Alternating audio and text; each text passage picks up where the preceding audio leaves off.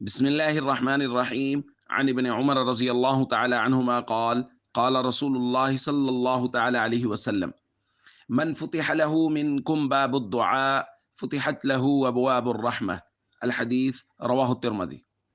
نبی کریم صلی اللہ علیہ وسلم نے ارشاد فرمایا، تم میں سے جس کسی شخص کے لیے دعا کا دروازہ کھولا گیا تو اس کے لیے گویا رحمت کے دروازے کھول دیے گئے۔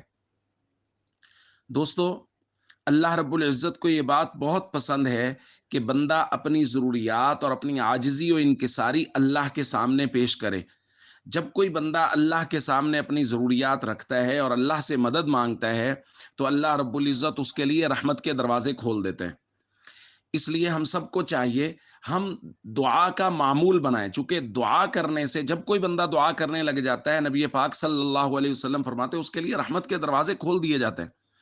تو دعا کا معمول بنائیں، اپنی ضروریات کو اللہ کے سامنے رکھیں اور اللہ سے مدد مانگیں، اور خاص طور پہ رمضان کی ان ساعات میں بھرپور دعا کا معمول، اللہ کے سامنے جھکنا، عاجزی و انکساری، اپنے گناہوں کی معافی، اپنے لیے، اپنے بچوں کے لیے، اعزاء اقربا، والدین کے لیے، سب کے لیے، پوری امت کے لیے خصوصی دعائیں مانگیں۔ اور اس کے بعد حضور علیہ الصلوۃ والسلام نے فرمایا، وَمَا سُئِلَ اللَّهُ شَيْئًا یعنی أَحَبَّ إِلَيْهِ مِنْ أَنْ يُسْأَلَ الْعَافِیَةَ۔ اللہ سے جو چیزیں مانگی جاتی ہیں ان میں سے سب سے زیادہ محبوب اللہ کے ہاں یہ ہے کہ اللہ سے عافیت مانگی جائے۔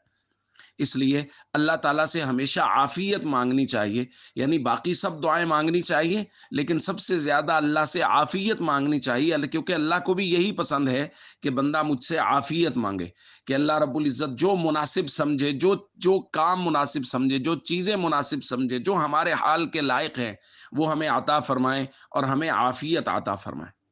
السلام علیکم ورحمۃ اللہ وبرکاتہ۔